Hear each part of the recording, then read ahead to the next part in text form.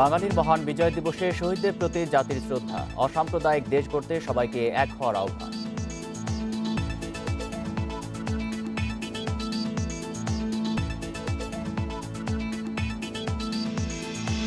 স্বাধীনতার সুবর্ণ জয়ন্তী উপলক্ষে আবার চালু হচ্ছে চিলাহাটি হলদিবাড়ি রেলপথ, উদ্বোধন করবেন দুই দেশের প্রধানমন্ত্রী।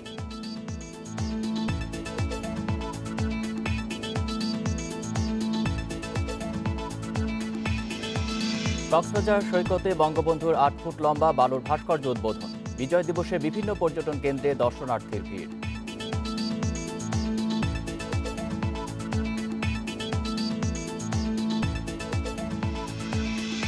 হাতিয়ায় বরযাত্রীবাহী ট্রলার ডুবিতে এখনও নিখোঁজ এক পরিবারের 4 জন সহ 8 জন, বেশি যাত্রী তোলায় দুর্ঘটনা।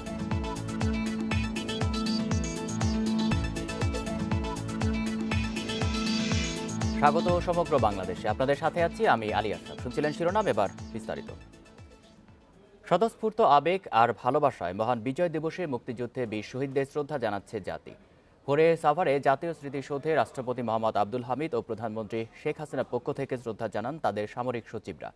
পরে সেখানে শ্রদ্ধা জানান বিভিন্ন সামাজিক, রাজনৈতিক, সাংস্কৃতিক সংগঠনের নেতাকর্মীরা সহ সর্বস্তরের মানুষ। তবে করোনা মহামারীর কারণে এবার সীমিত করা হয়েছে শ্রদ্ধা নিবেদনের আনুষ্ঠানিকতা। রাষ্ট্রীয় সালাম দেওয়া হচ্ছে। বিজয়ের ৪৯ বছর পেরিয়ে ৫০তম বিজয় দিবস। পুরো জাতি বিজয়ের বাঁধ ভাঙা উল্লাসে মেতে ওঠার কথা থাকলেও করোনা মহামারীর কারণে এবার বিজয় দিবসের প্রেক্ষাপট ভিন্ন। স্বাভাবিক নিয়মের ব্যত্যয় ঘটিয়ে এবার রাষ্ট্রপতি ও প্রধানমন্ত্রী নিজেরা সাভার জাতীয় স্মৃতিসৌধে যাননি। তাদের পক্ষ থেকে জাতির শ্রেষ্ঠ সন্তানদের শ্রদ্ধা জানান সামরিক সচিবরা। প্রথমে রাষ্ট্রপতির পক্ষ থেকে শ্রদ্ধা জানানো হয়, পরে শ্রদ্ধা জানানো হয় প্রধানমন্ত্রীর পক্ষ থেকে। পুষ্পস্তবক অর্পণ শেষে বীর শহীদদের স্মরণে কিছুক্ষণ নীরবে দাঁড়িয়ে থাকেন সচিবরা। এ সময় মন্ত্রী পরিষদ সদস্য, সংসদ সদস্য এবং 3 বাহিনীর প্রধানরা উপস্থিত ছিলেন। পরে স্মৃতিসৌধে শ্রদ্ধা জানান আওয়ামী লীগের নেতাকর্মীরা। বাংলাদেশের স্বাধীনতার আদর্শ, মুক্তিযুদ্ধের চেতনার বিরুদ্ধে আজকে লড়াই করে যাচ্ছে একটি অশুভ সাম্প্রদায়িক শক্তি। আজকে ৪৯তম এই বিজয় বার্ষিকীতে আমাদের যে অর্জন, বাংলাদেশ আজকে ঘুরে দাঁড়িয়েছে, বাংলাদেশ আজকে মর্যাদাশীল দেশে পরিণত হয়েছে। রাষ্ট্রীয় আনুষ্ঠানিকতার পর সর্বসাধারণের জন্য উন্মুক্ত করে দেয়া হয় স্মৃতিসৌধ। বিভিন্ন সামাজিক, রাজনৈতিক, সাংস্কৃতিক অঙ্গনের নেতাকর্মীদের পাশাপাশি নানা শ্রেণী পেশার হাজারো মানুষের স্রোত মিলিত হয় শহীদ বেদিতে। তাদের হাতে ছিল স্বাধীনতার গৌরবময় প্রতীক লাল সবুজ পতাকা এবং নানা রঙের ফুল। অনেকের মুখেই ছিল জয় বাংলা স্লোগান। স্বাধীনতা নেই, মানুষের মৌলিক স্বাধীনতাগুলো হরণ করা হয়েছে, অধিকারগুলো হরণ করা হয়েছে। আমরা সেই জন্য শপথ গ্রহণ করেছি। এই মাটিতে কখনো কোনো উগ্রপন্থার অথবা সাম্প্রদায়িক দৃষ্টিভঙ্গির সেটির বহিঃপ্রকাশ কখনো দীর্ঘস্থায়ী হয় নাই, এবং সেটি আমাদের ভরসা। এত যুদ্ধের পরে, এত কিছুর পরে এখনো আমরা আসলে সেই কাঙ্ক্ষিত লক্ষ্যে অনেক জায়গায় যেতে পেরেছি, অনেক জায়গায় যেতে পারিনি। বাংলাদেশের এই যে অর্জন, এই অর্জন আরো সামনের দিকে উত্তরোত্তর বৃদ্ধিই পাবে, কমবে না। সবার শ্রদ্ধা ও ভালোবাসার ফুলে ফুলে ভরে ওঠে জাতীয় স্মৃতিসৌধের বেদি। নূরে জান্নাত, ইন্ডিপেন্ডেন্ট নিউজ। আলোচনা সভা, সাংস্কৃতিক অনুষ্ঠান সহ নানা আয়োজনে সারা দেশে উদযাপিত হচ্ছে বাঙালির বিজয়ের উৎসব। সকাল থেকেই শহীদ মিনারে জড়ো হন বিভিন্ন বয়সী মানুষ। রাজনৈতিক, সামাজিক, সাংস্কৃতিক সংগঠন ও সরকারি বেসরকারি প্রতিষ্ঠান শ্রদ্ধা জানায় শহীদ মিনারে। ৭১-এর চেতনায় অসাম্প্রদায়িক বাংলাদেশ নির্মাণে সবাইকে এক হওয়ার আহ্বান জানানো হয়। সূর্যোদয়ের সঙ্গে সঙ্গে ৩১ বার তোপধ্বনির মধ্য দিয়ে শুরু হয় বিজয় দিবসের আনুষ্ঠানিকতা। চট্টগ্রামে কেন্দ্রীয় শহীদ মিনারে রাজনৈতিক, সামাজিক, সাংস্কৃতিক সংগঠনের পক্ষ থেকে ফুল দিয়ে শ্রদ্ধা জানানোর মধ্য দিয়ে উদযাপিত হয় বিজয়ের উৎসব। মৌলবাদীদের বিরুদ্ধে এক হয়ে প্রতিরোধ গড়ে তোলার আহ্বান জানায় সংগঠনগুলো। ভাস্কর্য বিষয়টাকে সামনে এসেছে। ভাস্কর্য বাংলাদেশের অতীত ছিল, বর্তমান আছে, ভবিষ্যৎ থাকবে। বুধবার ভোর 6:30টায় রাজশাহী কৃষি উন্নয়ন ব্যাংক চত্বরে জাতীয় সঙ্গীত গেয়ে বঙ্গবন্ধুর মুরালে ফুল দিয়ে শ্রদ্ধা জানানো হয়। এরপর রাজশাহী বিশ্ববিদ্যালয় ও শহীদ বুদ্ধিজীবী স্মৃতিস্তম্ভে ফুল দেন উপাচার্য ও শিক্ষক সমিতি সহ কর্মকর্তা কর্মচারীরা। পদ্মা সেতু বলেন এবং আণবিক মানে বিদ্যুৎ বলেন এবং কর্ণফুলী নদীর থেকে টানেল বলেন, ঢাকা সিটিতে মেট্রো রেল বলেন, এটা কিন্তু একটা বলা যেতে পারে বাংলাদেশের উন্নয়নের একটা মাপকাঠি। মহান মুক্তিযুদ্ধের বীর শহীদদের প্রতি শ্রদ্ধা জানানোর মধ্য দিয়ে সিলেটে শুরু হয় বিজয় দিবসের কর্মসূচি। শহীদ মুক্তিযোদ্ধাদের স্মরণ করছি, এখানে অনেকেই ফুল দিতে আসছে, আমিও ফুল দিতে আসছি। মুক্তিযোদ্ধা ও মুক্তিযুদ্ধের সম্মান অক্ষুণ্ণ রাখার প্রত্যয় জানিয়ে স্বাধীনতার শত্রুদের চিহ্নিত এবং তাদের শাস্তির দাবিতে বরিশালে উদযাপন হয় মহান বিজয় দিবস। শহীদ বেদিতে আসা সবার প্রত্যয় ছিল সোনার বাংলা হিসেবে দেশ গড়ার। বিজয় দিবস উপলক্ষে খুলনা নগরীর গুরুত্বপূর্ণ সড়ক জাতীয় পতাকা দিয়ে সজ্জিত করা হয়েছে। জঙ্গি নির্মূল তথা বঙ্গবন্ধুর ভাস্কর্য যারা ভাঙচুর করছে তাদের বিরুদ্ধে আইনগত ব্যবস্থা গ্রহণের মাধ্যমে তাদেরকে বিচারের কাঠগড়ায় তোলার প্রত্যাশা। ফরিদপুরে হাজারো কণ্ঠে জাতীয় সঙ্গীত পরিবেশন করা হয়। তাদের সঙ্গে অনলাইনে দেশে ও দেশের বাইরে থেকে কণ্ঠ মেলান ফরিদপুরের লাখো শিল্পী। এছাড়া সারা দেশে নানা আয়োজনে উদযাপন করা হয় ৪৯তম মহান বিজয় দিবস। সোহেলি জাহান, ইন্ডিপেন্ডেন্ট নিউজ ডেস্ক। এ নিয়ে আরও জানাতে এবার চট্টগ্রাম থেকে যোগ দিয়েছেন সহকর্মী ইফতেখার ফয়সাল। ইফতেখার, চট্টগ্রামে আজকের সারাদিনের আয়োজন সম্পর্কে জানাবেন, আর সন্ধ্যায় কোনো অনুষ্ঠান রয়েছে কিনা? করোনার কারণে কিন্তু এবার বিজয় দিবসের যে আনুষ্ঠানিকতা সেটি চট্টগ্রামে অনেক কম হচ্ছে, কিন্তু এরপরও আমরা দেখতে পাচ্ছি যে বিশেষ করে শহীদ মিনারে সকাল থেকে মানুষের যে ঢল নেমেছিল সেটি কিন্তু এখনও অব্যাহত রয়েছে এবং 4টারও বেশি সময় পার হয়েছে, কিন্তু আমরা দেখতে পাচ্ছি এখনও মানুষের যে শহীদ মিনারে আগমন সেটি অব্যাহত আছে। এখন চট্টগ্রাম বিশ্ববিদ্যালয়ের একটি ব্যাচ, যেটি 26তম ব্যাচ, তারা কিন্তু ফুল দিয়ে শ্রদ্ধা জানাচ্ছেন এবং আওয়ামী স্বেচ্ছাসেবক লীগের একটি দল তারা এখানে এসেছেন, মহানগর স্বেচ্ছাসেবক লীগের, তারাও ফুল দেওয়ার জন্য অপেক্ষায় রয়েছেন। একই সঙ্গে আমরা দেখেছি রাজনৈতিক সংগঠনগুলোর বাইরেও বিভিন্ন সামাজিক সংগঠন এবং ব্যক্তি পরিবার তারা কিন্তু তাদের সন্তান সন্ততি নিয়ে শহীদ বেদিতে আসছেন এবং সেখানে ফুল দিয়ে শহীদদেরকে শ্রদ্ধা জানাচ্ছেন এবং কারো হাতে আমরা দেখতে পাচ্ছি জাতীয় পতাকা, কেউ আবার যেই মানচিত্র খচিত চাদর কিংবা জামা পরে তারা কিন্তু এখানে এসেছেন এবং আজকে সকাল থেকেই এখানে বলা যায় একেবারে মানুষের বলা যায় এই করোনার মধ্যেও আমরা প্রচুর মানুষের সমাগম কিন্তু শহীদ মিনারে দেখতে পেয়েছি এবং এখানে যারা এসেছেন তাদের সঙ্গে আমরা কথা বলেছি যে স্বাধীনতার যে ৪৯তম যেই বিজয় দিবস সেই দিনে তাদের যে প্রত্যাশার কথা সেটিও জানতে চেয়েছিলাম। তারা যেটি বলেছেন আমাদেরকে সেটি হলো যে মহান মুক্তিযুদ্ধের মধ্য দিয়ে মূলত ধর্মভিত্তিক যেই দুটি রাষ্ট্র গড়ে উঠেছিল সেই রাষ্ট্র থেকে বের হয়ে একটি অসাম্প্রদায়িক দেশ আসলে গঠন হয়েছিল বাংলাদেশ গঠন করার মধ্য দিয়ে, কিন্তু সেই রাষ্ট্রে আবার এতদিন পরে এসে যখন যে ভাস্কর্য সহ নানা ইস্যুতে মৌলবাদী শক্তি মাথাচাড়া দিয়ে উঠেছে বলে তারা দাবি করেছেন এবং তারা বলেছেন এই মৌলবাদী শক্তির বিরুদ্ধে যাতে সকলে ঐক্যবদ্ধভাবে আবার যে মোকাবেলা করতে পারে তাদেরকে সেই আহ্বানটুকু তারা রেখেছেন। তো এখানে যে শহীদ বেদিতে যেমন মানুষের ভিড়, একই সঙ্গে আলোচনা সমাবেশ কিংবা আলোচনা সভা কিংবা সাংস্কৃতিক অনুষ্ঠান কমিয়ে আনা হলেও অনেকেই সংক্ষিপ্ত পরিসরে কিন্তু সেটি করছেন। বিশেষ করে আজকে আমরা মহানগর আওয়ামী লীগের উদ্যোগে কিন্তু এখানে পাশে যে টিআইসি সেখানে তাদের একটি আলোচনা সভা অনুষ্ঠিত হয়েছে। আমরা দেখেছি এমনকি বিএনপির পক্ষ থেকে একটি র্যালিও কিন্তু বিজয় র্যালি বের করা হয়েছিল তাদের যে দলীয় কার্যালয় থেকে। বিভিন্ন রাজনৈতিক সংগঠন এবং সামাজিক সংগঠন তারাও কিন্তু তাদের যে কর্মসূচি সেটি অব্যাহত রেখেছে সংক্ষিপ্ত পরিসরে। অনেকেই আবার অনলাইনে তাদের আয়োজন করেছে করোনার কারণে। তো এই ছিল মোটামুটি চট্টগ্রামের খবর। চট্টগ্রাম থেকে জানাচ্ছিলেন সহকর্মী ইফতেখার ফয়সাল। রাজশাহীতে কেন্দ্রীয় শহীদ মিনার নির্মাণ কাজের ভিত্তিপ্রস্তর স্থাপন করা হয়েছে। নগরীর সোনাদিঘি মোড়ের সার্ভে ইনস্টিটিউটের পরিত্যক্ত জায়গায় নির্মাণ হচ্ছে এই শহীদ মিনার।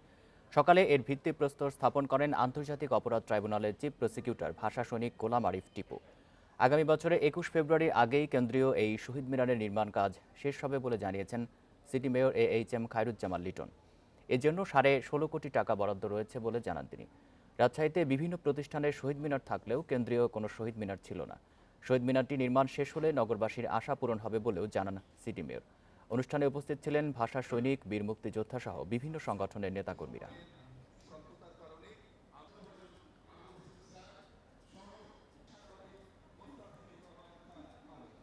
মহান বিজয় দিবস উপলক্ষে দিনাজপুরের হিলি সীমান্তে বিএসএফ ও বিজিবি একে অপরকে শুভেচ্ছা জানিয়েছে। সকালে সীমান্তের চেকপোস্ট গেটের শূন্য রেখায় এই শুভেচ্ছা বিনিময় করেন তারা।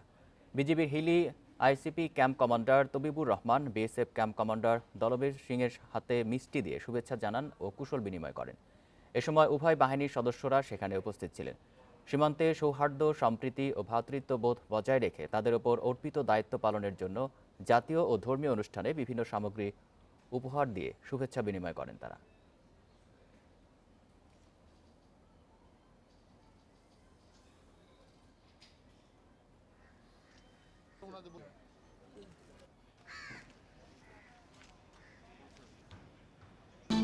গতকালের তুলনায় করোনায় মৃত্যু আক্রান্তের সংখ্যা বেশ খানিকটা কমেছে। বুধবার দুপুর পর্যন্ত 24 ঘন্টায় দেশে আরও 27 জনের মৃত্যু হয়েছে। এর মধ্যে পুরুষ 23 এবং নারী 4 জন। এ নিয়ে এখন পর্যন্ত করোনায় প্রাণ গেল 7,156 জনের।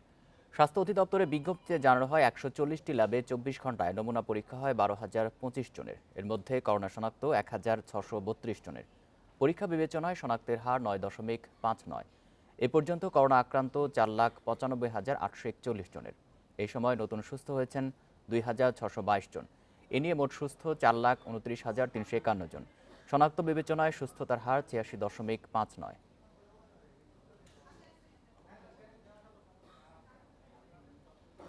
কাল ভার্চুয়াল বৈঠকে বসছেন প্রধানমন্ত্রী শেখ হাসিনা ও ভারতের প্রধানমন্ত্রী নরেন্দ্র মোদী। এতে ঢাকার পক্ষ থেকে প্রাধান্য দেওয়া হবে পানি বণ্টন, সীমান্ত হত্যা বন্ধ সহ বড় ইস্যুগুলো। তবে দিল্লির আগ্রহ কোভিড পরবর্তী পরিস্থিতি একসাথে মোকাবিলা করা। পররাষ্ট্রমন্ত্রী একে আব্দুল মোমেন জানান, এর বাইরেও দ্বিপাক্ষিক 4টি সমঝোতা চুক্তি সই হতে পারে এই বৈঠকে। করোনা ভাইরাসের সংক্রমণের কারণে এবার বাংলাদেশ ও ভারতের সরকার প্রধানরা বৈঠকে বসছেন ভার্চুয়াল প্ল্যাটফর্মে। বৈঠক থেকে ভারতীয় ক্রেডিট লাইনের আওতায় শেষ হওয়া বেশ কিছু প্রকল্প উদ্বোধন করবেন প্রধানমন্ত্রী শেখ হাসিনা ও ভারতের প্রধানমন্ত্রী নরেন্দ্র মোদী। এর মধ্যে রয়েছে 55 বছর পর নীলফামারীর চিলাহাটি ও ভারতের কুচবিহারের হলদিবাড়ির মধ্যে রেলপথ চালু। দুই প্রধানমন্ত্রীর উদ্বোধনের পর প্রথমে মালগাড়ি ট্রেন চলাচল শুরু হবে। এরপর মার্চে যাত্রীবাহী ট্রেন চালুর পরিকল্পনা রয়েছে বলেও জানান পররাষ্ট্রমন্ত্রী। মুজিবনগরে এই যে কি বলেন না, মেহেরপুরের মুজিবনগরে অপূর্ব স্থাপনা দেখার মতো। আমরা যদি রোডটা খুলে দিই, আমরা এটা রোডের নাম দিতে চাই স্বাধীনতা সড়ক। রোড খুলে দিলে পরে আপনার ভারত থেকেও লোক আসবেন, তারা আসে মুজিবনগর দেখবেন। এই রোডটা আমরা স্বাধীনতা সড়ক 50 বছর পূর্তি উৎসবে চালু করতে চাই। ভারত সরকার রাজি হয়েছে। ভার্চুয়াল বৈঠকে কোভিড পরবর্তী সময় সহযোগিতা আরও জোরদার সহ সীমান্ত শান্তিপূর্ণ ও সুরক্ষিত করা, পানি সমস্যা নিয়ে আলোচনা করতে পারেন দুই প্রধানমন্ত্রী। এছাড়া দুদেশের সীমান্তে হাতি সংরক্ষণ, বঙ্গবন্ধু জাদুঘর প্রতিষ্ঠায় নয়াদিল্লি সহযোগিতা সংক্রান্ত সহ 4টি সমঝোতা চুক্তি সইয়ের কথা রয়েছে। আমাদের যতগুলো বড় বড় ইস্যু, আমাদের পানির সমস্যা, আমাদের এই সীমান্তের যে নিশ্চয়তা, এসবই আমরা সেখানে তুলে ধরব। We have been doing very well এইসব ব্যাপারে। আমাদের আর কিছু যদি সমস্যা থাকে, আমরা বিশ্বাস করি যে আলোচনার মধ্যে আমরা সব সমস্যারই সমাধান করতে পারব। বিশ্লেষকদের ধারণা, এই বৈঠকে করোনা পরিস্থিতি সামলানোর বিষয়টি বেশি প্রাধান্য পাবে। ভ্যাকসিনের বিষয়টা আমার মনে হয় গুরুত্ব পাবে এবং কিভাবে দুটো দেশ প্যান্ডেমিককে সামাল দিবে সেটা গুরুত্ব পাবে বেশি। আমার মনে হয় না এখানে আগে যেই সমস্যাগুলো আছে, এমনকি নাগরিক যে বিষয় এনআরসির এইসব ইত্যাদি, সেগুলো আমার মনে হয় না খুব একটা গুরুত্ব পাবে। বাংলাদেশের স্বাধীনতার 50 বছর উদযাপনে যোগ দিতে আগামী 26 মার্চ ভারতের প্রধানমন্ত্রী নরেন্দ্র মোদীকে ঢাকায় আসার জন্য আমন্ত্রণ জানানো হয়েছে। করোনা পরিস্থিতির উন্নতি হলে তিনি ঢাকায় আসতে পারেন বলে জানিয়েছে নয়াদিল্লি। Nafizuddoula, independent news, Dhaka. বাংলাদেশ ও ভারত রেলপথ কর্তৃপক্ষের প্রস্তুতি শেষে দীর্ঘ 55 বছর পর কাল থেকে চালু হচ্ছে চিলাহাটি হলদিবাড়ি রেলপথ। স্বাধীনতার সুবর্ণ জয়ন্তী উপলক্ষে কাল থেকে মালবাহী ট্রেনের মাধ্যমে এই রুটে ট্রেন চলাচল করবে। প্রধানমন্ত্রী শেখ হাসিনা ও ভারতের প্রধানমন্ত্রী নরেন্দ্র মোদী ভিডিও কনফারেন্সের মাধ্যমে এই রুটের উদ্বোধন করবেন। নীলফামারী জেলার সীমান্তবর্তী রেল স্টেশনটির নাম চিলাহাটি। এই স্টেশন থেকে সীমান্ত 6.72 কিলোমিটার। অপরদিকে ভারতের হলদিবাড়ি রেল স্টেশন থেকে 6.5 কিলোমিটার দূরে বাংলাদেশ সীমান্ত। দুই দেশের রেলওয়ে কর্তৃপক্ষ সীমান্ত পর্যন্ত রেলপথ নির্মাণের কাজ শেষ করেছে। বিজয়ের ৫০ বছরে পদার্পণ উপলক্ষে দুদেশের প্রধানমন্ত্রী বৃহস্পতিবার সকাল ১১টায় এই রেলপথের উদ্বোধন করবেন। উদ্বোধনের দিন মালবাহী ট্রেন চিলাহাটি স্টেশন থেকে ভারতের হলদিবাড়ি স্টেশনে পৌঁছাবে। এই রেলপথের কারণে এলাকার বেকার ও কর্মহীনরা কাজ পাবে বলে আনন্দে উদ্বেলিত চিলাহাটি সহ নীলফামারীবাসী। আমাদের এলাকার অনেক ছেলের বেকারত্ব দূর হবে, এলাকার অনেক উন্নতি হবে, আমাদের অনেক ব্যবসা বাণিজ্য অনেক বেড়ে যাবে। চিলাহাটি দিয়ে রেল যোগাযোগ, হলদিবাড়ি ইন্ডিয়া স্থলবন্দর, যেটা তো আমাদের চিলাহাটিবাসীর সবচেয়ে বড় পাওয়া আমরা পেতে যাচ্ছি। শুধু চিলাহাটি হলদিবাড়ি নয়, এ রেলপথে ঢাকা শিলিগুড়ি, কলকাতা শিলিগুড়ি ও খুলনা শিলিগুড়ি রুটে ট্রেন চলাচল করবে। ভিডিও কনফারেন্সিংয়ের মাধ্যমে যে বৈঠক হচ্ছে, এই বৈঠকের মাধ্যমে আমাদের এই রেল যোগাযোগ যেটা ব্যবস্থা, এটি উদ্বোধন হতে যাচ্ছে। ২৬শে মার্চ আমাদের স্বাধীনতা দিবসে আমরা যাতে যাত্রীবাহী ট্রেন আমরা ঢাকা থেকে শিলিগুড়ি পর্যন্ত আমরা যাতে অপারেট করতে পারি, আমরা এখানে চলাচলের জন্য ব্যবস্থা করতে পারি, সেটিরও পরিকল্পনা আমাদের হাতে আছে। রেলকে সাশ্রয়ী, আরামদায়ক ও নিরাপদ যোগাযোগ মাধ্যম হিসেবে গড়ে তুলতে রেলপথ মন্ত্রণালয় কাজ করে যাচ্ছে বলে জানান রেল সচিব। প্রধানমন্ত্রী চাচ্ছেন যে আমরা রেলটাকে একটি সাশ্রয়ী, আরামদায়ক এবং নিরাপদ যোগাযোগ মাধ্যম হিসেবে সাধারণ মানুষের জন্য গড়ে তুলি। চিলাহাটি রেল স্টেশন থেকে সীমান্ত পর্যন্ত ব্রডগেজ এবং ২.৩৬ কিলোমিটার রেলপথের লুপলাইন নির্মাণে বাংলাদেশ সরকারের ব্যয় হয়েছে ৮০,৯৪,৯৪,০০০ টাকা। জান্নাতুল ফেরদাউস তানভি, ইন্ডিপেন্ডেন্ট নিউজ। বিজয় দিবসে ছুটির দিনে দেশের বিভিন্ন পর্যটন কেন্দ্রে বেড়েছে দর্শনার্থীর ভিড়। কক্সবাজার সমুদ্র সৈকতে বঙ্গবন্ধুর বালুর ভাস্কর্য ঘিরে তৈরি হয়েছে বিশেষ আগ্রহ। এদিকে বিনোদন কেন্দ্রের পাশাপাশি মুন্সিগঞ্জে পদ্মা সেতু দেখতেও ভিড় করছেন অনেকে। বিজয় দিবসের সকালে কক্সবাজার সমুদ্র সৈকতে উদ্বোধন করা হয় বালু দিয়ে তৈরি বঙ্গবন্ধুর সবচেয়ে বড় ভাস্কর্য। সৈকতের লাবণী পয়েন্টে পতাকা উত্তোলনের মধ্য দিয়ে শুরু হয় আনুষ্ঠানিকতা। পরে ৮ ফুট উচ্চতার আবক্ষ ও ৬ ফুট উচ্চতার আরও একটি সহ দুটি ভাস্কর্য ৩১ ডিসেম্বর পর্যন্ত দর্শনার্থীদের জন্য উন্মুক্ত করা হয়। বর্ণিল এই আয়োজনে অংশগ্রহণ করেন স্থানীয় বিশিষ্টজনেরা। বঙ্গবন্ধুর ব্যতিক্রমী ভাস্কর্য দেখতে কক্সবাজারে ভিড় করছেন হাজারো পর্যটক। পর্যটকেরা জানান, বঙ্গবন্ধুর এ ধরনের ভাস্কর্যের মাধ্যমে পর্যটন শিল্পকে যেমন বিশ্ব দরবারে পরিচয় ঘটানো সম্ভব, তেমনি উগ্র মৌলবাদীদের বিরুদ্ধেও এটি প্রতিবাদের নিদর্শন। এই বঙ্গবন্ধুর স্বাধীনতা স্থপতি, এর মাধ্যমে আবার আমরা প্রমাণ করতে পারতেছি যে বঙ্গবন্ধুর নাম কখনো বাংলাদেশ থেকে মিশে যাবে না। বাংলাদেশের যে উগ্র জঙ্গি মৌলবাদের যে ঠাঁই নাই, সেটা আমাদের কক্সবাজার থেকে সারা বিশ্ব জানতে পারবে। জন্মশত বর্ষ উপলক্ষে বঙ্গবন্ধুর প্রতি শ্রদ্ধা এবং তার ভাস্কর্য ভাঙচুরের প্রতিবাদ হিসেবে এই আয়োজন বলে জানান জেলা প্রশাসক। আমরা মনে করি যে এই বঙ্গবন্ধুর ভাস্কর্য নির্মাণের মাধ্যমে পরবর্তী প্রজন্মের কাছে বঙ্গবন্ধুর আদর্শকে, মুক্তিযুদ্ধের চেতনাকে আমরা পৌঁছে দিতে পারবো এবং সেই প্রচেষ্টা আমাদের সকলে মিলিয়ে নেওয়া উচিত, আমরা সেটাই ভাবছি। এদিকে সম্প্রতি দৃশ্যমান হওয়া স্বপ্নের পদ্মা সেতুর অবয়ব দেখতে মুন্সিগঞ্জের পদ্মাপাড়ে ভিড় করছেন হাজারো দর্শনার্থী। বিজয় দিবসের ছুটিতে সকাল থেকেই দূর দূরান্ত থেকে যাচ্ছেন নানা শ্রেণী পেশার মানুষ। দর্শনার্থীদের ভিড়ে মাওয়া পাড়ে তৈরি হয়েছে মিলন মেলা। নিজেদের অর্থে নির্মিত পদ্মা সেতুর অবকাঠামো দেখে উচ্ছ্বসিত দর্শনার্থীরা। আমরা টিভিতে পদ্মা সেতু দেখতাম, এখন আমি সত্যি সত্যি দেখতেছি, আমার খুব ভালো লাগছে। আমি অনেক দূর থেকে এসেছি পদ্মা সেতু দেখতে, আমার অনেক ভালো লাগছে এটা দেখে যে আমাদের পদ্মা সেতু এখন দৃশ্যমান হয়েছে। এই স্বাধীনতার দিনে আমরা আরেকটি প্রাপ্তি পেলাম, সেটা হলো পদ্মা সেতু। পদ্মা সেতুর মাঝখান দিয়েই আমরা আরেকটি বিজয় দেখতে পেলাম। বিজয় দিবস উদযাপনে রাঙামাটির সাজেক ভ্যালি, খাগড়াছড়ির আলুটিলা, রিছাং ঝর্ণা, জেলা পরিষদ পার্ক সহ বিনোদন কেন্দ্রগুলোতেও ভিড় করেন পর্যটকরা। অতিথি বাড়ায় ব্যবসা ভালো হচ্ছে বলে জানান হোটেল মোটেল ব্যবসায়ীরা। করোনা পরিস্থিতিতে স্বাস্থ্যবিধি মানাতে সচেতনতা বাড়ানো সহ পর্যটকদের নিরাপত্তায় কাজ করছে tourist police. Shahnaz Parvin, independent news desk. জাতির পিতা বঙ্গবন্ধু শেখ মুজিবুর রহমানের জন্মশতবার্ষিকী উপলক্ষে কক্সবাজার সমুদ্র সৈকতে লাবণী পয়েন্টে নির্মাণ হয়েছে বালুর ভাস্কর্য। এ নিয়ে আরও জানাতে কক্সবাজার থেকে যোগ দিচ্ছেন সহকর্মী তৌফিকুল ইসলাম। তৌফিকুল, এই ভাস্কর্য নিয়ে দর্শনার্থীরা কি বলছেন, আর যারা এটি নির্মাণ করেছেন তাদের এই ভাস্কর্য নিয়ে আর কোনো পরিকল্পনা আছে কিনা? মূলত বঙ্গবন্ধুর ভাস্কর্য নিয়ে এখানকার দর্শনার্থী পর্যটক স্থানীয়দের মাঝে ব্যাপক আগ্রহ দেখা যাচ্ছে। সকাল 11:30টায় সৈকতের লাবণী পয়েন্টে বঙ্গবন্ধুর যে এই ভালি ভাস্কর্যটি উদ্বোধন করা হয়, উদ্বোধনের পর থেকে কিন্তু এখানে দর্শনার্থীর সংখ্যা বাড়তে থাকে। আমি একটু দেখাতে চাই, আমার ডান পাশে আপনারা দেখতে পাচ্ছেন অসংখ্য দর্শনার্থী। সকাল থেকে তারা আসছেন, দেশের বিভিন্ন প্রান্ত থেকে তারা আসছেন। তো পাশাপাশি এখানকার স্থানীয় মানুষের আগ্রহ আমরা দেখছি বেশ লক্ষণীয়।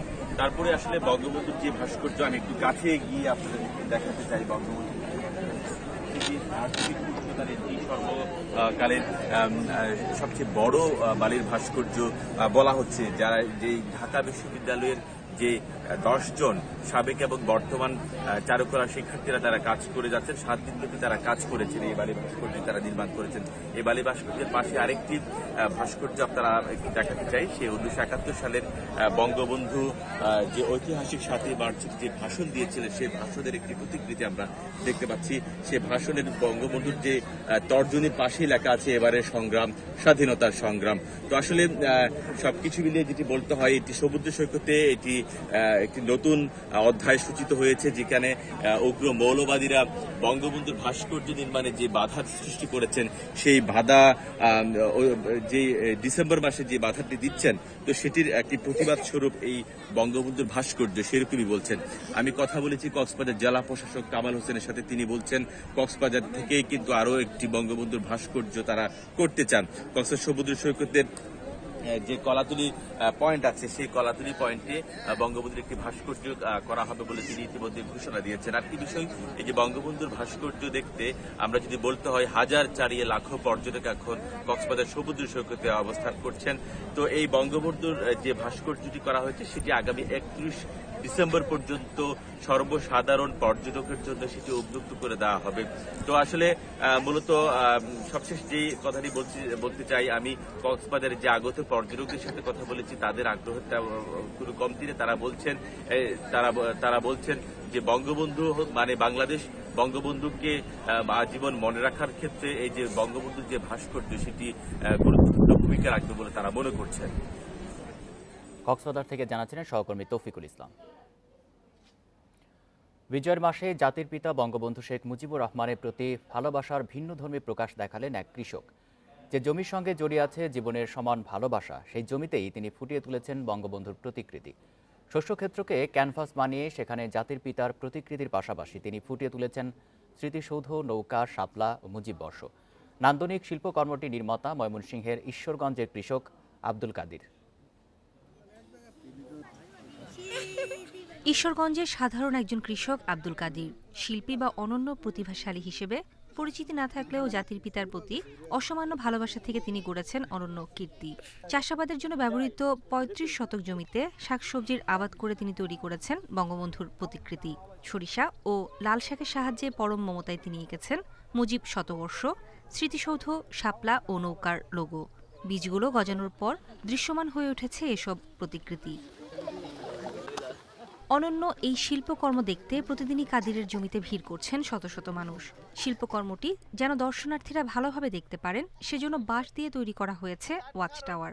ব্যতিক্রমী এই শিল্পকর্ম দেখে মুগ্ধ দর্শনার্থী এবং গ্রামবাসী। এখানে আমার খুব ভালো লাগছে। কালকে আম্মু ফেসবুকে আমাদেরকে দেখে বলল যে এই চিত্রকর্মটা খুব সুন্দর, পর থেকে আমাদের মনে ইচ্ছে জাগলো যে আমরা এটা আজকে সকালে দেখতে আসব। শাকসবজি দিয়ে যে এভাবে বঙ্গবন্ধুকে ফুটিয়ে তোলা যায়, তা দেখে আমি আসলে অভিভূত। ভালো দেখলাম, বন্ধুর ছবি দেখলাম, আমাদের খুব সুন্দর লাগিল, আমরা খুব আনন্দ হয়ে গেলাম। মুজিববর্ষে চলমান ভাস্কর্য বিতর্কের মধ্যে বঙ্গবন্ধুর চেতনা জাগ্রত রাখতেই ফসলের মাঠে তার প্রতিকৃতি এঁকেছেন কৃষক কাদির। জানান, এর মাধ্যমেই বঙ্গবন্ধুর প্রতি ভালোবাসা ও শ্রদ্ধা প্রকাশ করেছেন তিনি। ফসলাদির হয়তো একটু ক্ষতি হয়েছে, এতে আমার দুঃখ যায় না, দুঃখ আসে না, কারণ আমার সবচেয়ে বড় পাওয়া, বড় চাওয়া হচ্ছে আমি মুজিবকে ভালোবাসি, আর মুজিবকে ভালোবেসে আমার এই চিত্রাঙ্কনগুলি করেছি। বঙ্গবন্ধুর ভাস্কর্য নিয়ে ধর্মান্ধ গোষ্ঠীর অপপ্রচারের মধ্যেই কাদিরের শিল্পকর্মকে ব্যতিক্রমী প্রতিবাদ বলছেন স্থানীয় ইউপি চেয়ারম্যান। যারা ভাবতেছে যে বঙ্গবন্ধুর ভাস্কর্য ভাঙলেই এদেশ থেকে বঙ্গবন্ধুর নাম মুছে দেওয়া হবে, কিন্তু এটার এই বহিঃপ্রকাশ বা এটারই প্রতিবাদ আমি মনে করব যে এই দেশের হাজার বছরের শ্রেষ্ঠ বাঙালি জাতির জনক বঙ্গবন্ধু সাধারণ মানুষের কাছে, সাধারণ মানুষের অন্তরে কতটুকু মিশে আছে এটারই বহিঃপ্রকাশ। কৃষি জমিতে প্রতিকৃতি ফুটিয়ে তুলে বঙ্গবন্ধুর প্রতি শ্রদ্ধা প্রদর্শনের এমন ঘটনা বিরল বলে জানান উপজেলা কৃষি কর্মকর্তা। সুন্দর একটি ক্যানভাস এই আমাদের প্রদর্শনী প্লটে ফুটিয়ে তুলেছেন। এই জন্য আমরা কৃষি বিভাগ গর্বিত। বঙ্গবন্ধু কৃষি পদকের জন্য আগামী বছর তার নাম প্রস্তাবনা প্রেরণ করব। এই শিল্পকর্মের মাধ্যমে কৃষক কাদিরকে মানুষ নতুনভাবে চিনতে পারবে বলে মনে করছেন স্থানীয়রা। নূরে জান্নাত, ইন্ডিপেন্ডেন্ট নিউজ। ফেনীর ফুলগাজীতে শহীদ মিনারে ফুল দেয়াকে কেন্দ্র করে ছাত্রলীগ ও ছাত্রদলের মধ্যে হাতাহাতি ও পাল্টাপাল্টি ধাওয়ার ঘটনা ঘটেছে। এতে আহত হয়েছেন 3 জন। এ সময় স্থানীয় গণমাধ্যম কর্মীকে লাঞ্ছিতের অভিযোগ উঠেছে ছাত্রলীগ সদস্যদের বিরুদ্ধে। সকালে উপজেলা চত্বরে শহীদ মিনারে এই ঘটনা ঘটে। এদিকে কুষ্টিয়া ইসলামী বিশ্ববিদ্যালয়ে শহীদ বেদিতে শ্রদ্ধা জানাতে গিয়ে দুপক্ষের মধ্যে মারামারির ঘটনা ঘটে। বিশ্ববিদ্যালয় কর্মকর্তা সমিতি ফুল দিতে শহীদ বেদিতে উঠলে কর্মকর্তা অ্যাসোসিয়েশনের নেতারাও একই সময় ফুল দিতে বেদিতে ওঠেন। এ সময় দুপক্ষের মধ্যে ধাওয়া পাল্টা ধাওয়া হয়। পরে পুলিশ ঘটনাস্থলে গিয়ে পরিস্থিতি নিয়ন্ত্রণে আনে।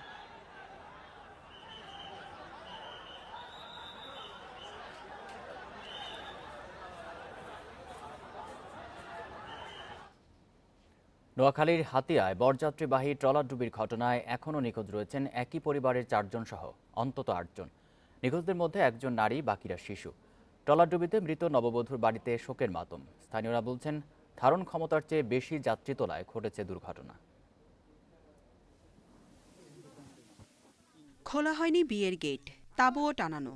বাড়ির একমাত্র মেয়ে তাসলিমা বেগমের বিয়ে হয়েছে সোমবার। উৎসবের চিহ্ন থাকলেও যাকে ঘিরে এত আয়োজন তিনি আর নেই। তাই উৎসব পরিণত হয়েছে শোকে। তাসলিমার শ্বশুরবাড়ি ভোলার মনপুরার ঢালচরে। বর ফুফাতো ভাই শরীফ উদ্দিন। নববধূকে হারিয়ে বাকরুদ্ধ তিনি। ছোটবেলা থেকেই শরীফ থাকতেন হাতিয়া উপজেলার পূর্ব আজিমপুরের মামার বাড়িতে। বৌনিতে শরীফের বাড়ির লোকজন এসেছিলেন মাছ ধরার ট্রলার নিয়ে। স্বজনরা বলছেন ট্রলারে যাত্রী ছিল নারী ও শিশুসহ অন্তত 80 জন। ধারণ ক্ষমতার বেশি যাত্রী ওঠায় মেঘনার মাঝখানে ডুবে যায় ট্রলারটি। আনুমানিক মনে হয় যে আমার একটা ধারণা বাচ্চা টাচ্চা নিয়ে মনে হয় প্রায় 70-80 জনের কম হতো না। তো আমাদের এখনো অনেক লোক নিখোঁজ আছে। এখন আমরা চাইতেছি কি কোনো দিক থেকে কোনো খবর আসে কিনা, কোথাও কোনো লাশ পাওয়া যায় কিনা। প্রায় 2 কিলো আগে গেছে। আগে যাওয়ার পরে যে ওই যাদের খাইগুলো আছে না, ওগুলোর মধ্যে হলে একটু ফলটন দিস, হালকা ফলটন দিস। ফলটন লাগে মহিলারা একসাথে হয়ে গেছে, মানে যে কারাত নিচে ওই গাতে একসাথে হয়েছে, ওই গারাতে ফরা নাই। বরযাত্রী সহ ট্রলার ডুবে যাওয়ার ঘটনায় 7 জনের মরদেহ উদ্ধার করা হয়েছে। এর মধ্যে রয়েছে তাসলিমার দাদিও। এছাড়া মারা গেছেন তাসলিমার আরও 5 আত্মীয়। কনে বাগনি আমার পরিবার এখন নিখোঁজ হচ্ছে মোট 4 জন। একজন হচ্ছে আমার মাতা, মা, আর ভাগ্নি একজন, আর বাতিজা ভাইজি, মোট 3 জন। মা সবার মোট 4 জন নিখোঁজ। এখনো ওনাদের কোনো সন্ধান আমরা পাইনি। এদিকে নিখোঁজদের সন্ধানে নৌ পুলিশের পাশাপাশি উদ্ধার তৎপরতা চালাচ্ছে কোস্টগার্ড। এখন পর্যন্ত আমাদের কাছে সর্বমোট 8 জনের নামের তালিকা আছে যারা এখন পর্যন্ত নিখোঁজ। তাদের চালানো খোঁজ বা উদ্ধারের জন্যই আমরা এখন পর্যন্ত আমাদের সার্চ অ্যান্ড রেস্কিউ যে অপারেশনটা আছে সেটা চালিয়ে যাচ্ছি। আশা করি আমরা পেয়ে যাব এবং না পাওয়া পর্যন্ত আমাদের এই উদ্ধার কার্যক্রম চলমান থাকবে। জান্নাতুল ফেরদাউস তানভি, ইন্ডিপেন্ডেন্ট নিউজ। আরও জানাতে এবার হাতিয়া থেকে যোগ দিয়েছেন সহকর্মী আবু নাসের। নাসের, এখনও তো 8 জন নিখোঁজ রয়েছেন, নতুন করে কাউকে আর উদ্ধার করা সম্ভব হয়েছে কিনা সর্বশেষ জানাবেন।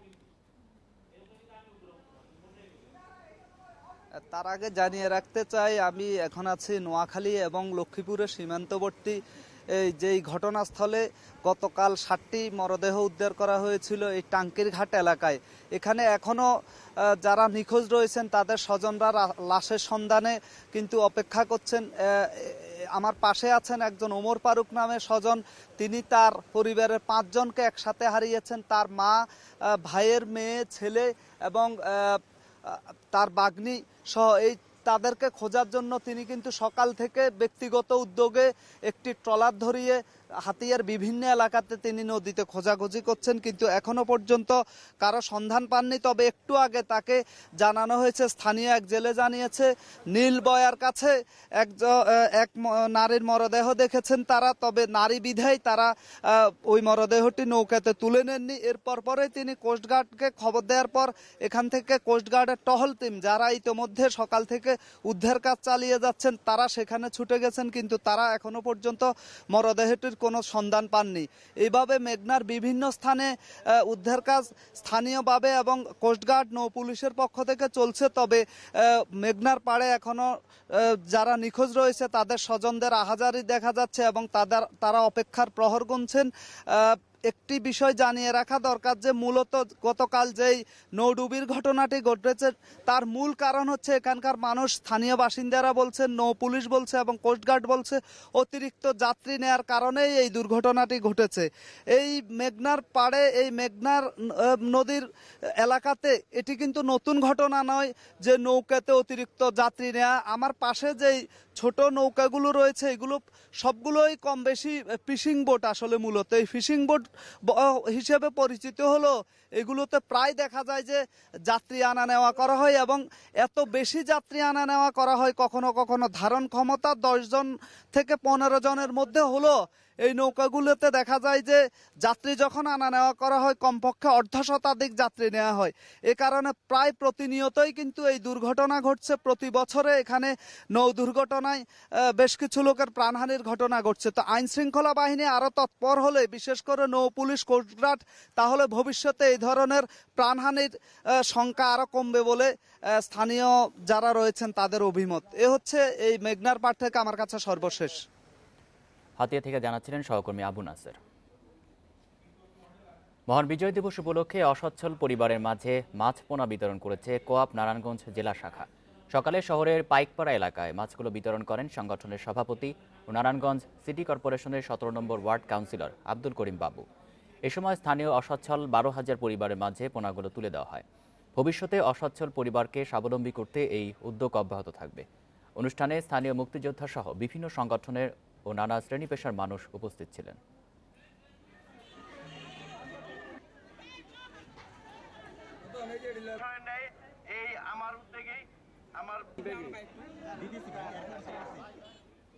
এ ছিল সমগ্র বাংলাদেশে ইন্ডিপেন্ডেন্ট টেলিভিশনের সব খবরের। আরো বিস্তারিত জানতে চোখ রাখুন ফেসবুক, ইউটিউব এবং টুইটারে। ধন্যবাদ সবাইকে।